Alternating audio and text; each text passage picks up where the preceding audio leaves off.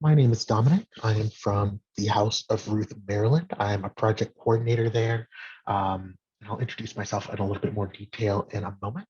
But today we're going to be talking about serving lesbian, gay, bisexual, transgender, queer, questioning, intersex, and asexual survivors of intimate partner violence. During this presentation, we are going to have a few polls. So if you pull out your phone and scan this little QR code, it'll take you to the site where our polls will pop up for you. And this will always pop up whenever there is a poll. So if you don't catch it right now, that's totally fine. You'll always be able to come back and participate in the polls when they come up. So I've been with House of Ruth for about 5 years. Before that, worked with the Maryland Network Against Domestic Violence. Before that, worked in Howard County. So I've always kind of been working in and around Maryland, helping individuals with doing trainings and things like that around intimate partner violence. Right now, I do a lot of work around measuring success, but I'm also really passionate about this topic. I identify as LGBT. And so I've really been excited that I get to come here, that I get to talk about this topic with you all, and that I've been able to do this on behalf of my organization. So at the end of this presentation, and we'll be moving pretty fast here, we're going to be talking about cultural humility and implicit bias. We're going to be talking about ways in which intimate partner violence impacts LGBT communities. We're going to talk about different barriers that LGBT survivors can face in accessing comprehensive services. And then we're going to talk about effective ways to work with LGBTQIA clients. And that's not just in IPV organizations, but in any organization where you might have to serve clients. So here in Maryland, we serve a population of over 6 million individuals, about 50-50 split male and female, 30% Black, 10% Latinx, 6% Asian Pacific Islander, about 3% mixed race. And in 2019, 4.2% of Marylanders, just under 200,000 individuals identified as lesbian, gay, bisexual, or transgender. And I should note here that other identities were not included in the question, so they were specifically asking about those four identities. And that's the numbers that they came up with in 2019. And one thing that we're going to talk about here is the different ways in which these communities are all going to have different cultures. They're different arts, they're different beliefs, they're different faiths, they're different achievements that are always going to be around them and are going to impact the different ways in which they interact with the world. And one of the ways that it can change you is by influencing you through what's known as bias. And bias, while it's generally considered to be negative, is something that everybody experiences. It just refers to attitudes and stereotypes that affect our understanding, actions, and decisions in an unconscious manner. For example, if you live in the United States, you likely, when you walk up to somebody, will immediately start speaking English because that's just an assumption that you've made about them. You've assumed that that person will understand what they're saying to you, even though you have no actual evidence that says that. So most people move through the world making a certain number of assumptions just to get through their day-to-day life. But it's when these biases start to impact us and impact what we do in our day-to-day life that things become challenging. And so there's two strategies, both of which have their merits and drawbacks that people tend to use to address this kind of bias. The first is cultural competency, which is the idea of being able to understand and effectively interact with people across cultures. It has four components. So it has awareness of your own worldview, an awareness towards a cultural difference, knowledge of different cultural practices and worldviews, and cross-cultural skills.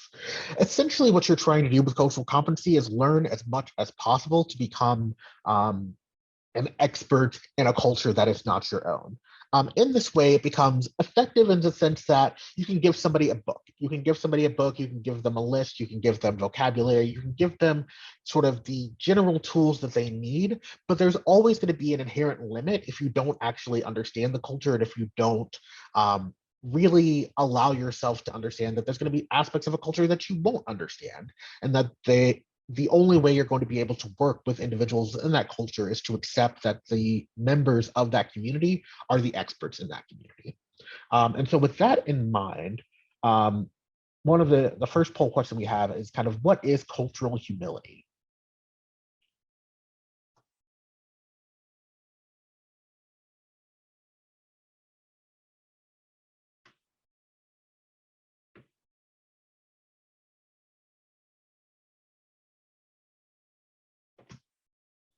We'll give it a second here because I know there could be a bit of a delay.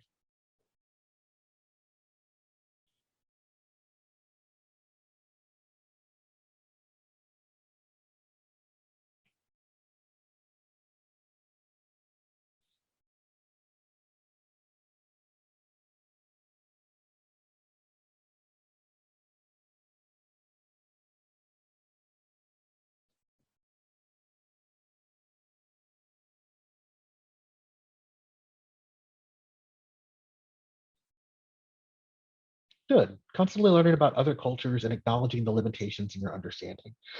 Yeah, that's a really big aspect of cultural humility.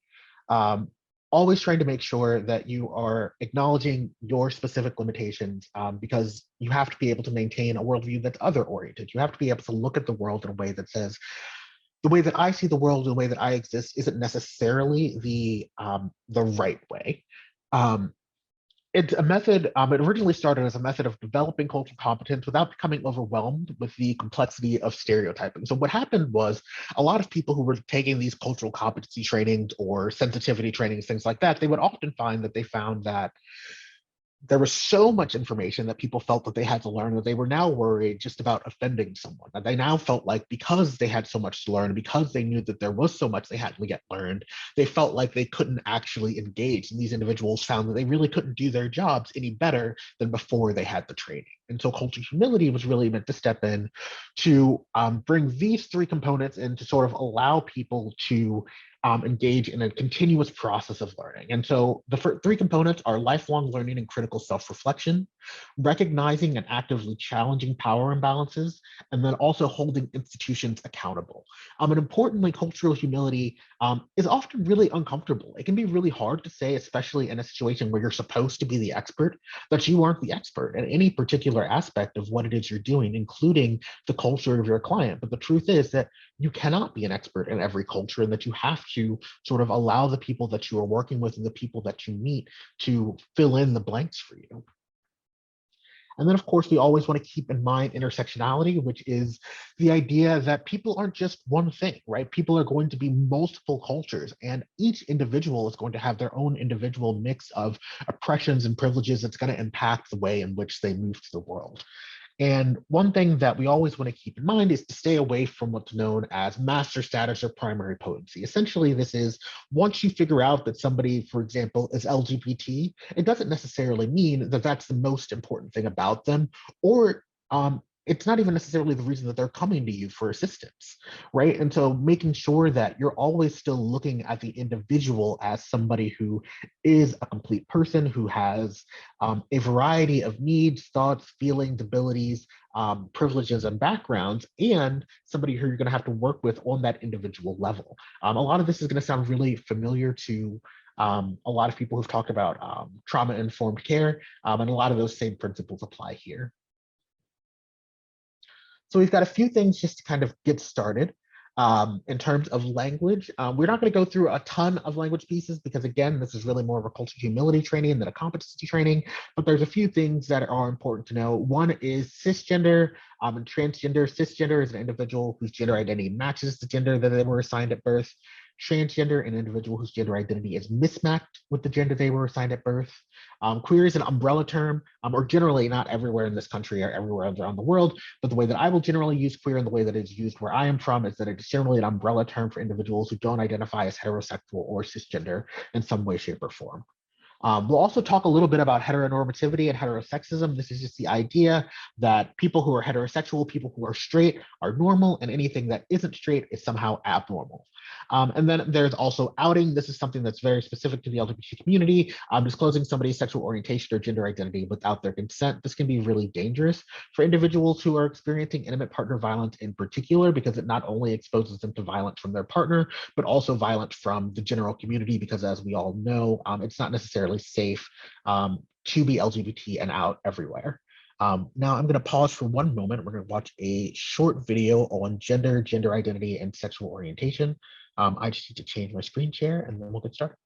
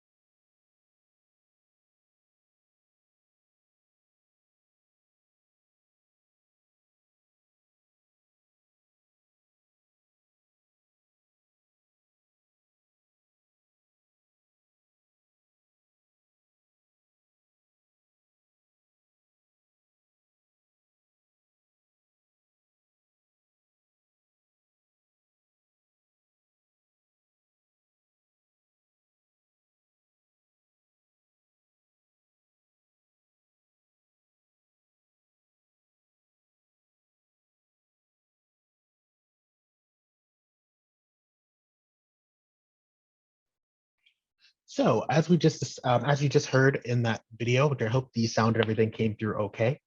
Um, Gender exists on a spectrum, as does emotional attraction, as does physical attraction.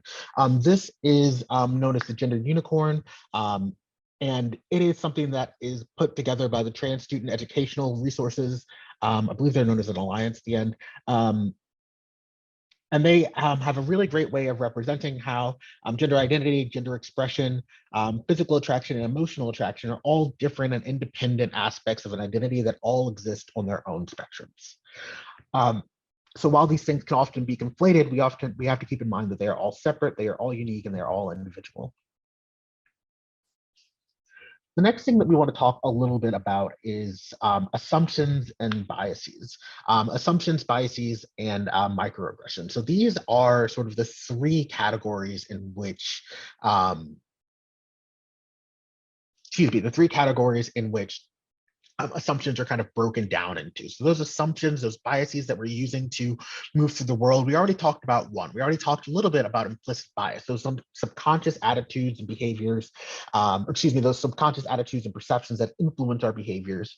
There's also stereotypes, which are judgments or characteristics that are going to be attributed to a specific group or groups of people. This can be gender, this can be race, this can be age. And then there are microaggressions, which are subtle, verbal or nonverbal insults, indignities, or denigrating messages directed towards an individual due to their marginalized identity. So these are kind of the three categories in which these sort of assumptions break down into. And we're actually going to move past this poll question because we are going to watch quickly here another video to sort of get a sense of how this actually looks.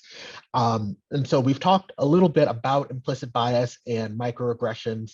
And so now I want to put some of this into practice. So this was an activity that a group did together where they essentially got together, all agreeing to do this particular thing where they would try to guess one another's sexual orientations. And in doing so, they would have to explain why they were making the guesses they were making, and a way to sort of see what these unconscious biases are. So let's see how this worked out for them.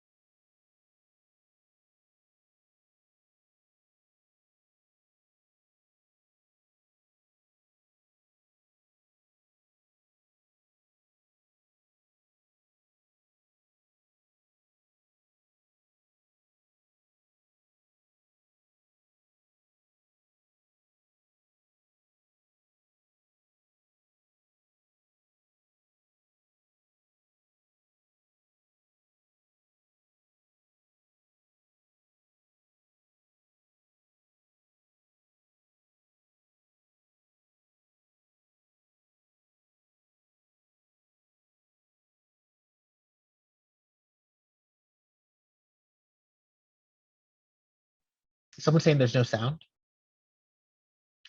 Was there no sound? Got it. Let me try to fix that. Give me one moment.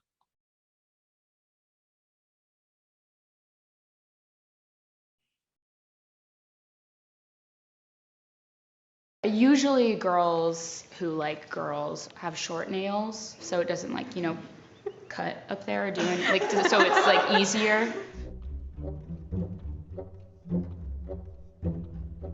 My name's Kimmy and I'm a student. What are you studying? I'm studying linguistics. It's the study of languages. Do you ever label people? Yes, sometimes. Do people ever label you, and what do they say? When I was younger, a lot of people thought I was lesbian because of how I acted, which they weren't wrong, but I also like men, so. We're gonna bring individuals out, and you're gonna try and guess their sexual orientation. Okay. Hope I don't offend anyone. All right, who's first? Okay.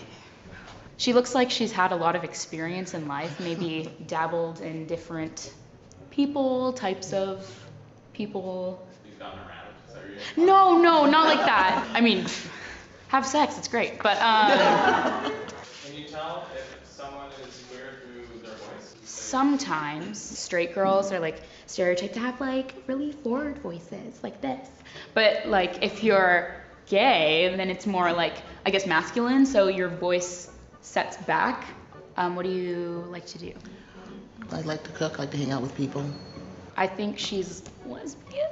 Her voice kind of sounded lesbian, if that even is a thing that I can say. Hi. Hi. Ooh, pretty. Just really attractive. Like, I feel like I'm getting kind of queer vibes. What do you like to do? I like to shopping, going to the movies. Okay, do your best dance move.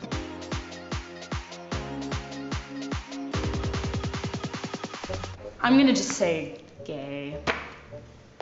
Maybe she's more pansexual now that I think about it. Am I allowed to change it after I leave? Okay, I'm gonna say pansexual. Okay, got the Jordan, well dressed. What are your hobbies? I play the guitar. I love swimming, playing football. Okay, I think he's straight. The way he's talking is more reserved. Straight guys generally tend to be more reserved in the presence of women. I see he has a Michael Kors jacket and really nice shoes. I'm kind of leaning towards gay, but I'm also kind of leaning towards asexual. It's really hard to tell when Asian guys are queer for me. I'm gonna say gay. I'm like kind of iffy on this one. Minimal makeup, nonchalant, laid back. Yeah, I kind of get queer vibes. What is a queer vibe? Like more unique, someone who's gone through something. I think she's bisexual. Yeah, the queer vibes are extending out. Cool hair, just kind of looks edgy. I just cut them. The nails kind of give me a straight feeling. He kind of reminds me of my ex-boyfriend too at the same time. So I'm getting like all these kind of like different vibes. I'm gonna just go with asexual. What does asexual mean to you? Someone who doesn't have sexual attraction to anyone. Hi. What are your favorite pastimes? I played soccer a lot growing up. Do you have a favorite movie? Little Miss Sunshine, maybe? Oh, that's a good movie. I'm gonna say straight. Her tone of voice seemed straight. She's straight. Man, this is hard. Do a dance move. What do you do at the club? I'd be good. Okay. I think I have my. What? Just for that? I just felt like the way he danced was straight-ish. I feel like she might be queer femme. The nose piercings. Also, she has her hands in her pockets and her hair is short, and I hate to stereotype people with short hair, but I feel like that's kind of more queer. Yeah, I'm gonna say queer femme. All right, go ahead and come out, guys.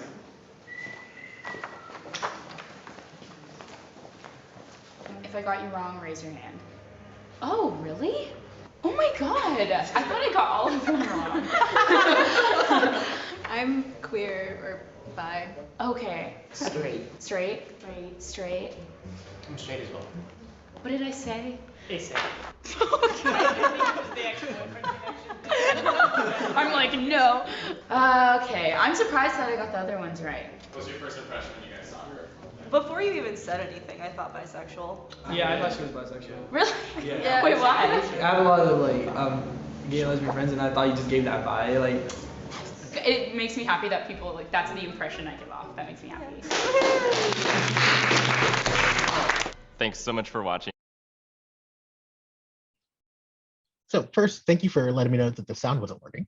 But also I wanted to ask what came up for all of you around that video. So I know a lot of times when we watch that, there's some discomfort. Were there any assumptions that you'd seen before? Was there any assumptions that you've made before? What kind of came up around that video?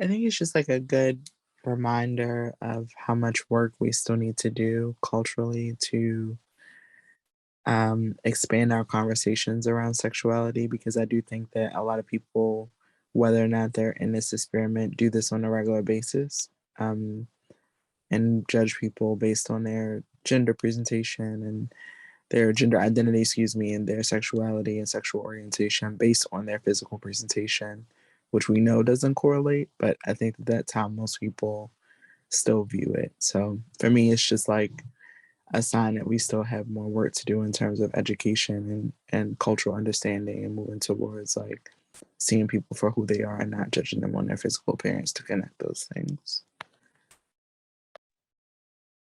Great, thank you. Yeah, I mean, there is so much work still to be done in this field around educating individuals, around making sure that people can even identify this bias.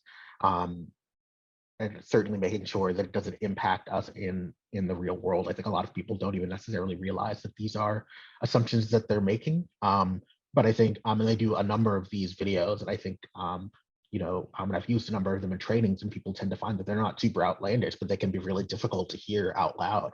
The ways in which people kind of make assumptions about each other, the microaggressions that can kind of come out when people are kind of safe to do so, even the ones that they don't even necessarily think that they hold themselves. So our next thing we're going to talk about a bit is gender. So we already heard in our video a little bit earlier how gender is a social construct, but I also want to keep in mind that just because something is a social construct doesn't necessarily mean that it's not real or that it's not impactful in the world. One example that I always like to give, money, for example, is a great example of a social construct, but it's still something that really impacts a lot of people in their day-to-day lives. Gender is the same way. It is a social construct that has become extraordinarily important and impactful to a lot of people. And it doesn't account for the true spectrum of gender identities. If you really look at kind of the gender binary, the ways in which we think about gender in popular culture, it doesn't really account for the true spectrum of gender identities that we've talked about here today. And when you're talking about building a policy or putting together something in a workplace, anything that's going to employ a binary gender, anything where somebody has to check a box of male or female, it's going to make it instantaneously harder for individuals who are trans and non-binary to navigate, and often for really no reason. In very few cases, does knowing somebody's gender identity actually determine what services you can give them, or how you can help them, or how you can provide them with something. But it is just a way that we classify people, and it becomes something that makes it a lot more difficult for LGBT folks to navigate when this binary gender is used, when it doesn't necessarily need to be, because it doesn't account for the full spectrum. We've talked a little bit about gender identity already, how it exists on a spectrum. And then we also want to talk just briefly about gender expression, which can include things like appearance, manner of speaking, behavior, movement. Your gender expression is essentially just how you display your gender to the rest of the world. And it cannot be used to assume somebody's gender identity. So just because somebody expresses their gender in one way, it doesn't necessarily mean that it is how they actually identify. Somebody may not feel safe to be out in the way that they would like to be. Somebody may simply feel that it would be, for whatever reason, not professional, not the right time to be their full and complete self. But just because somebody's gender expression appears to be one way doesn't mean that you can make any assumptions about that individual or how they identify. And then as we start to finish up here, we're going to talk about intimate partner violence within this community. So this is what's known as a power and control wheel right in the middle here. It talks about all the different tactics that abusive partners might use, all held together with physical and sexual violence. This is one of the ways that we use to understand how individuals who are experiencing intimate partner violence are experiencing the world. And this is sort of a graph that we use to remind individuals that culture is still going to impact individuals who are experiencing intimate partner violence. So around all of the physical and sexual violence somebody might be experiencing, there are the institutions that are either allowing or disallowing that violence to occur, and there's the culture that either allow or disallows that violence to occur. And that culture is going to impact all the different questions that you might ask, things like whether or not intimate partner violence is normal, whether or not you can call for help, or whether or not you feel comfortable using services in your area. And you also have to keep in mind that there is a certain amount of pain and trauma that's just associated with existing as somebody who's LGBT in the world that is a homophobic and heterosexist world. And you have to kind of layer that on top of somebody who is now experiencing violence, who is also trying to seek out assistance. In terms of the prevalence of rape, physical violence, or stalking by an intimate partner, excuse me, we know that for bisexual men and women and for gay men and women, the rates are just as high, if not higher than within the straight population. And in particular, for individuals who identify as bisexual, their rates tend to be quite high in terms of experiencing intimate partner violence. And we've seen that a lot of individuals find that when they go to programs to receive assistance, whether they're LGBTQ specific or not, they find that the staff may not necessarily know how to help them, or that the staff may not have just identified that they're in a position of power, and that that position of power that comes with being a helper means that you have some responsibility to that client to make sure that you are addressing the power imbalance that exists there. There are a variety of barriers that are faced by LGBTQIA clients. Here again is that power and control wheel. And again, we're seeing it sort of edited here with heterosexism being on the outside, specific for heterosexism, homophobia, biphobia, and transphobia on the outside for individuals who are LGBT and experiencing violence. We already talked about binary language and culture as sort of a barrier in and of itself. If you feel like, for example, a shelter is only open to women, then you are likely not going to go if you identify as non-binary. You might not be safe to be out. There might be a smaller and shared community. So if you are in a community where there's just not a lot of LGBT individuals, it is very likely that within that very small community also exists your abusive partner. And so to leave that relationship might also mean leaving this very small, very potentially insular community. And of course, there is a significant lack of research around this issue. This is something that's still being addressed to this day. More research is being done on a regular basis, but there's still more that really needs to be done in order to bring the research up to where it needs to be. Bravo is one of the organizations doing that, and one of the things that they always note is that transgender people face an increased risk of violence because of their gender identity and transphobia within intimate partnerships. There are a variety of barriers that are specifically faced by transgender survivors, including specific systemic oppressions that are specific to transgender individuals, difficulty accessing healthcare and withholding of hormones, increased victimization, increased risk for victimization of crime. So LGBTQ individuals, transgender individuals in particular, are at a high risk for victimization of crime, not just within relationships, but outside of the relationship as well, especially if they are outed without their consent.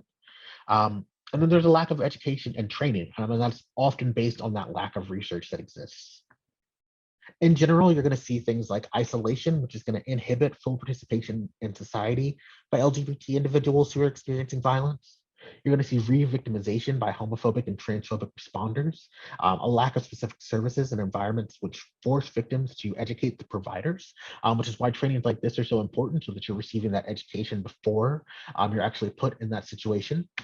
There can be shame in the face of societal stigma, and also trying to not make your community necessarily look bad. And very often abusive partners are aware of this. They will utilize that shame to further their abuse. And then of course, discrimination and rejection are risks for victims who are seeking help. For people who are already serving survivors, for people who have already done work with survivors, you'll notice that there's a lot of similarities here, these feelings of isolation, shame, and grief, the cycle of violence, and the use of power and control to dominate a relationship. All of these things are parts of intimate partner violence that everybody, regardless of their sexual orientation experiences, but can be particularly pronounced for individuals who are LGBT. Now, as we wind down here, we'll do a few things just about serving LGBT survivors. So we'll talk a little bit about the importance of language here. Language can be a tool of abuse. Very often, abusive partners are going to use their words. They're going to use verbal verbal abuse in order to traumatize and harm the survivor. And one of the things that comes up really often, one of the things that gets talked about again and again, is the importance of using the correct pronouns. And so, as opposed to me just kind of talking this out, we're going to watch a quick video on the importance of pronouns from a variety of people. I believe this video is put together in Australia by a youth group. And so we will go ahead and watch this. Wow. Oh my god, okay. So tiny. Do I have to do it with that one? What a pro. I don't even... Pronouns are basically words used to refer to a person rather than their name. They, she, and he are all examples of common pronouns. He and she are gendered pronouns. She's typically used by people who identify as female, and he's typically used by people who identify as male. However, he or she pronouns are sometimes used by people who don't identify as strictly male or female. Some people prefer gender-neutral pronouns. Gender-neutral pronouns are generally used by people who identify as genderqueer or non-binary. A few common gender-neutral pronouns are they, ze, and a, but there are a whole array of gender-neutral pronouns. People think long and hard about the pronouns I'd like to use and why. If you use the wrong pronoun for someone, that's what's called misgendering. When a person has new pronouns, it can take a bit of getting used to, but it's really important to use the right ones. A person's identity is very important, and it's super important to respect that. So when people use the wrong pronoun to me, I find that I've gone through all this effort to kind of come out and be myself, and it's kind of just thrown back in my face. Coming out for me was mainly awkward, with a lot of people that used to know me, people didn't understand. I think there is a lot of misunderstanding. When people get my pronouns right, it makes me feel like I'm, like being myself, and people are responding to that and are just like respecting me as a person. When people get my pronouns right, I feel respected by them, and I end up feeling a lot more comfortable around them. Sometimes if you identify someone with a different pronoun that they don't identify as, you can potentially actually upset them, and I don't think you should be upsetting someone in this process, and that's why I think it's very important to know what someone identified themselves as and respect it. It's not about like you're a terrible person if you mess up, or you're a terrible person if you take time to adjust. You're totally not. But it's more about making that extra effort for someone that you do care about, or just kind of being a bit considerate that everyone has different needs, and it's just a really cool thing to do for a person. And I think it's easy to not quite get that, or just see it as, there's a person who's mad at you, and outwardly they might be a little bit upset, but inwardly what they're feeling that's motivating that reaction is so much more an understanding that they're not hating on you, it's just that they really are probably a bit fed up and a bit hurt. It's not always easy to come out and tell people that you're trans. Never assume someone's pronouns, just ask if you're not sure. Using the correct pronouns is a pretty big deal, and it's a really awesome thing to do. Genitals don't equal gender. This is probably the biggest mistake people make. It's a pretty easy assumption to make, but genitals and body don't actually reflect anything about a person's gender at all. Above all else, don't try and argue with this person, whether you personally agree or not. A person who's asking you to use those pronouns likely has put a lot of thought into it and trusts you. Basically, what's more important? Someone's anatomy or who they really are and their happiness? Sometimes, however, you will slip up and use the wrong pronoun. It's not good, but it does happen. Getting used to someone's new pronoun can take time. And you may feel pretty awkward or even guilty when you make a mistake. Some may sound pretty strange at first, and changing the words you use in general can be harder than expected. If you do slip up accidentally, it's important to not lash out at the person or blame them. You might not pick it up instantly, and it's important to try hard on this. But if you do slip up, don't snap on it. Just keep trying your best and you'll get the hang of it with time. Don't freak out, just make a quick apology, correct yourself, and keep going with the conversation. Making a big deal out of it, it's probably gonna make them feel bad and make the situation very uncomfortable for both of you. If you hear someone deliberately or even accidentally using the wrong pronouns for a person, don't hesitate to pull them up on it and politely correct them. Hopefully that helps to explain pronouns a little bit better and lets you know how much it can mean to a person. And it's super important to get them right as much as possible. Something as small as a tiny word like that could have a huge impact on a gender diverse person. Both how they feel at the moment and how they feel in the long term. having good, accepting, awesome, and loving people around you can really be life-changing.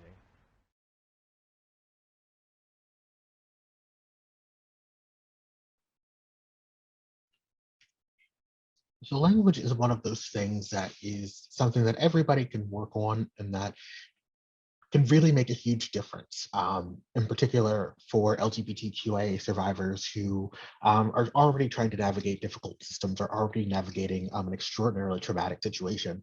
And this is just a really small thing that individuals can do, is just make sure that you're examining your feelings about LGBTQIA survivors, that you're asking a person how they self-identify and not just automatically labeling somebody. You're asking what terms they want to use, you're asking what pronouns that you want people to use.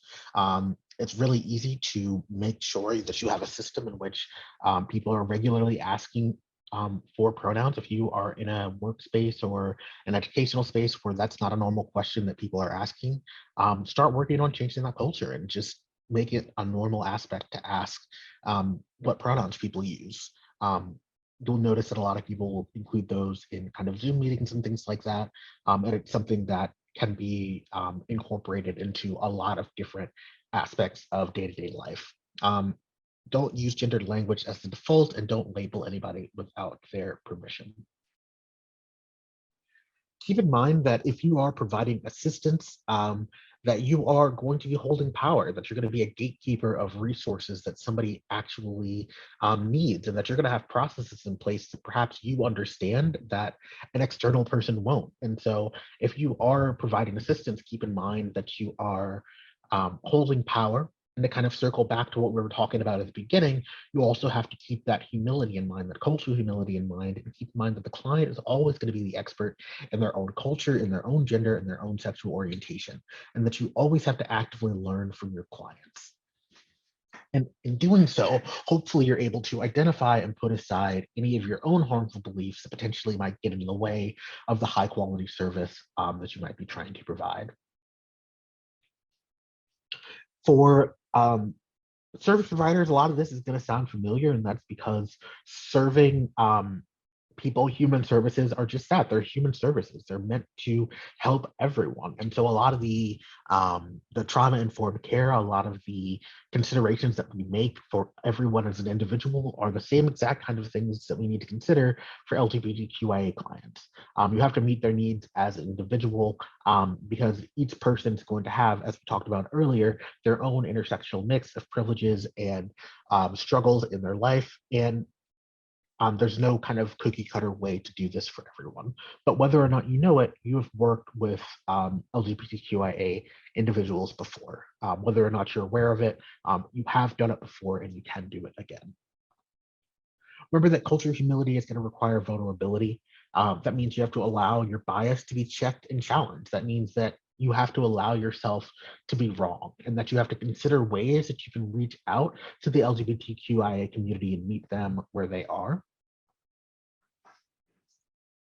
Now, the National LGBTQ DV Capacity Building Learning Center partnership of the Northwest Network made some targeted recommendations.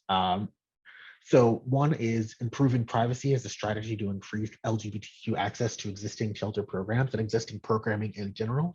Improving privacy, essentially just making sure that if somebody comes in and they reveal their gender or their sexual orientation, that that isn't necessarily something that is going to get out, that you are not mistakenly going to out any person who comes to receive your services.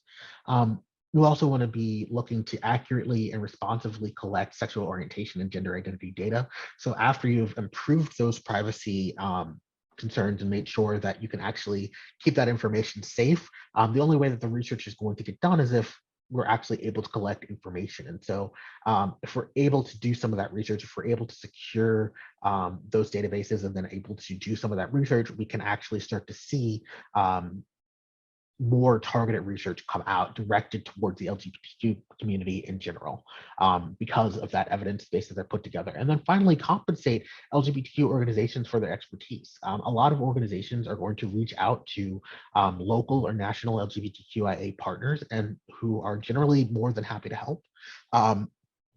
but these organizations generally need assistance. And so if you're able to provide them with compensation for their expertise, for their time, for their efforts, then that would be something that would be greatly appreciated by those organizations. So there's a few takeaways here, and then I can open things up for questions. So the first thing is to keep in mind that intimate partner violence within the LGBTQIA plus community is just as prevalent and just as much of a concern.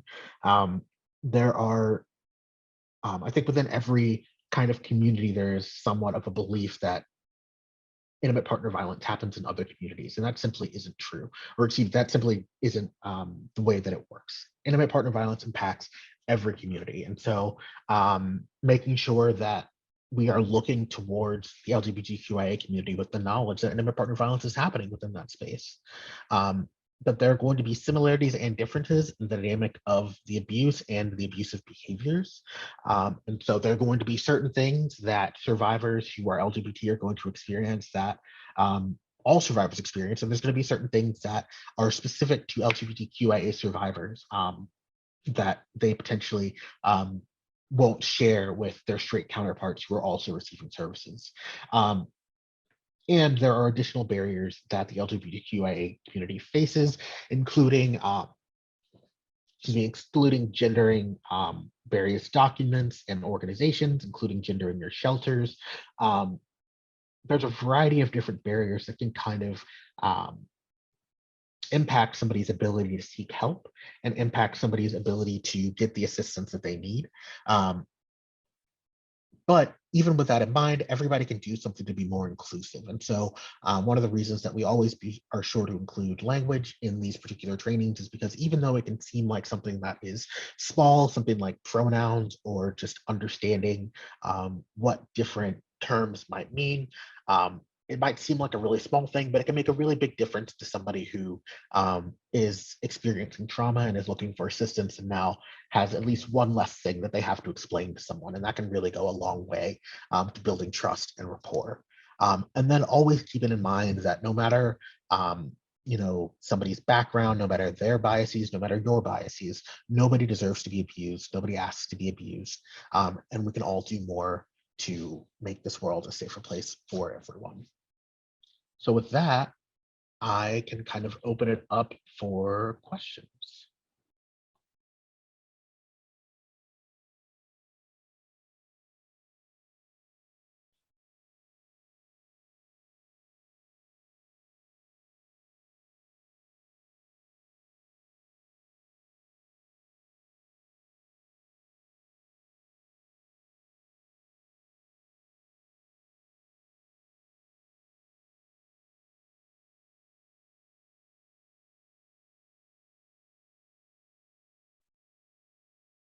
And if there aren't any questions, that is all I have for you today. I do have an evaluation. So if you have a moment to fill it out, you can just scan this little code on your screen here.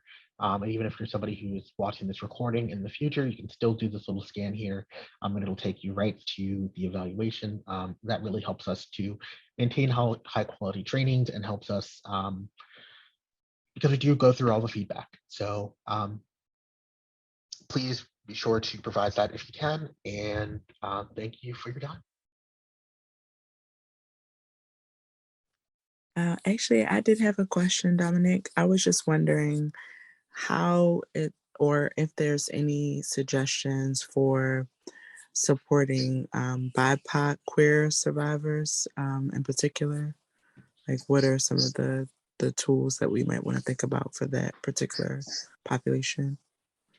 Yeah, so when you're thinking about serving BIPOC individuals, you want to always be thinking about that intersectionality piece that we are talking about earlier. So the first thing to do is kind of keep in mind that you might not necessarily be the expert on that, but there's probably individuals in within your workspace and within your community who are experts on that. And so bringing them in to your organization to help serve. So we've done work with organization known as UTIMA, which is the national IPV service provider, or excuse me, technical assistance provider for the Black community. And then there's also the Northwest Network that I mentioned earlier. They also have specific resources.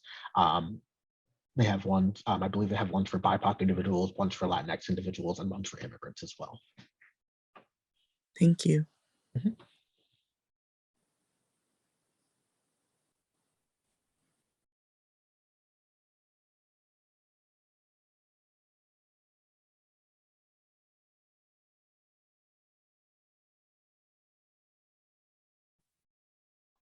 Hi, Dominique. Thank you so much for a very wonderful talk and for bringing up the issue of language justice. I think it is really important and it doesn't get the attention it always deserves. Um, so my question is regarding staying away from what you said was master status. We're trying not to make that mistake. So I was just wondering if you have any suggestions on how not to do that, especially when it comes to people, especially when it comes to intersectionality. So I think the thing that, and it's so simple, but it is really important, is really just to listen. I think that a lot of individuals who are coming in and seeking help, regardless of what their background is, they know what help it is that they want. So if they're experiencing, for example, at our organization, we're talking about individuals who are experiencing intimate partner violence. And so they're coming in, and what they typically want is for the abuse to stop.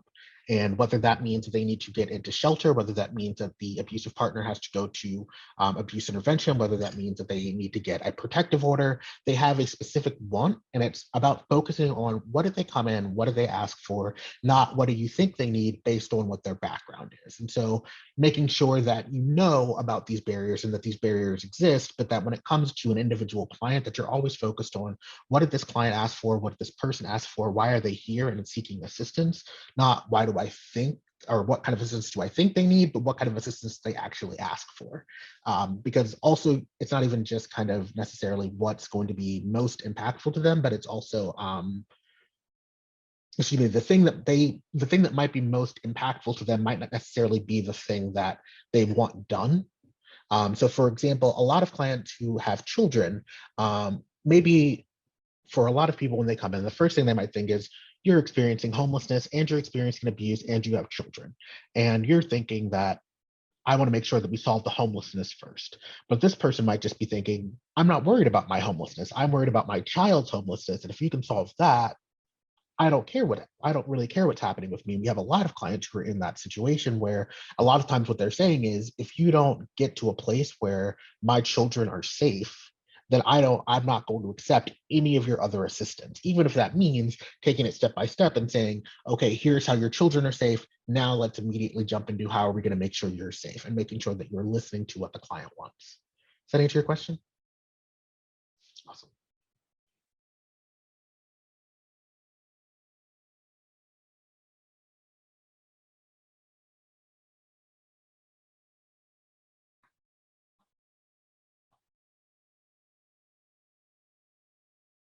Yeah, I'm going to stop sharing my screen. I do believe they're going to need this room in a moment.